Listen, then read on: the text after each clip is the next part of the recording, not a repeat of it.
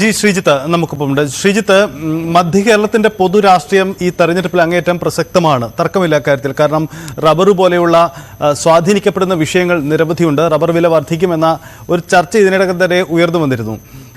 മധ്യകേരളത്തിന്റെ പൊതുചിത്രത്തിലേക്ക് വരുന്നത് ഈ ജാതി മത സമുദായ സമവാക്യങ്ങൾ തെരഞ്ഞെടുപ്പിൽ എങ്ങനെ ഇടപെടുന്നു എന്നതാണ്. NSS പോലെയുള്ള സംഘടന പ്രസക്തമാണ്, ക്രൈസ്തവ സംഘടന പ്രസക്തമാണ്. അങ്ങനെ മധ്യകേരളത്തിന്റെ പൊതുരാഷ്ട്രീയത്തിന് അങ്ങനെയും പ്രസക്തിയുണ്ട്.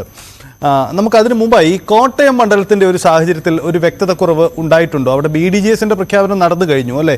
അങ്ങനെയെങ്കിൽ ഈ കോട്ടയത്തിന്റെ പൊതുചിത്രം ഏതു തരത്തിലേക്ക് മാറിയിട്ടുണ്ട്? അതിനുശേഷം നമുക്ക് മധ്യകേരളത്തിന്റെ വിശദാംശങ്ങളിലേക്ക് വരാം.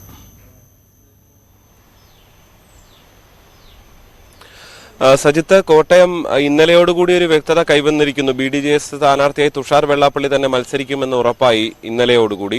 അതിനു മുൻപ് തന്നെ അദ്ദേഹം ഇവിടെ പ്രചരണ പരിപാടികളിലൊക്കെ സജീവമായുണ്ട്. പ്രത്യേകിച്ച് ബിഷപ്പുമാരെ കാണുന്ന കാര്യത്തിലടക്കം സജീവമായുണ്ട്. എന്തായാലും കഴിഞ്ഞ കുറേ വർഷങ്ങളായുള്ള ഒരു തെരഞ്ഞെടുപ്പ് പോരാട്ടത്തിന്റെ രീതിയിലായിരിക്കില്ല ഇത്തവണത്തെ തെരഞ്ഞെടുപ്പ് എന്ന് വ്യക്തമാകുകയാണ്. BDJS ഇവിടെ കളത്തിൽ ഇറങ്ങുന്നതോടുകൂടി എന്നുള്ളതാണ് ഏറ്റവും ശ്രദ്ധേയമായിട്ടുള്ളത്. കേരള കോൺഗ്രസിൽ ആർക്കാണ് ശക്തി ആർക്കാണ് ശക്തി എന്നുള്ള മത്സരം തന്നെയാണ് കോട്ടയത്ത് നടക്കുന്നത്.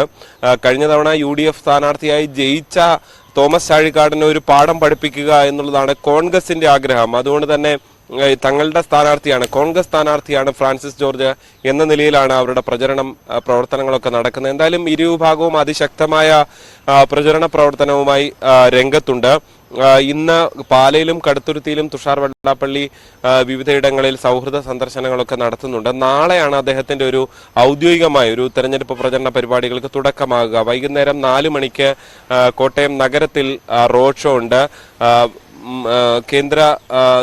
കേന്ദ്രത്തിൽ നിന്നും, അതായത് BJP കേന്ദ്ര നേതൃത്വത്തിൽ നിന്നും പ്രകാശ് ജാവ്ദേക്കർ ഈ ഒരു റോഡ് ഷോ ഉദ്ഘാടനം ചെയ്യാനും എത്തുന്നുണ്ട്. എന്തായാലും BJP ഒട്ടും പിന്നോട്ട് പോവുകയല്ല. ഈ മണ്ഡലത്തിൽ വലിയ സ്വാധീനമുള്ള ശക്തി ആയിരുന്നില്ല BJP. പക്ഷെ BDJSന്റെ ഈ മണ്ഡലത്തിലെ മത്സരം, പ്രത്യേകിച്ച് SNDPക്ക് കാര്യമായ സ്വാധീനമുള്ള ഒരു മണ്ഡലം എന്ന നിലയിൽ അവിടെ BDJSന്റെ വരവ് അവർ കാര്യമായി ഉപയോഗിക്കാനുള്ള ശ്രമത്തിലാണ്.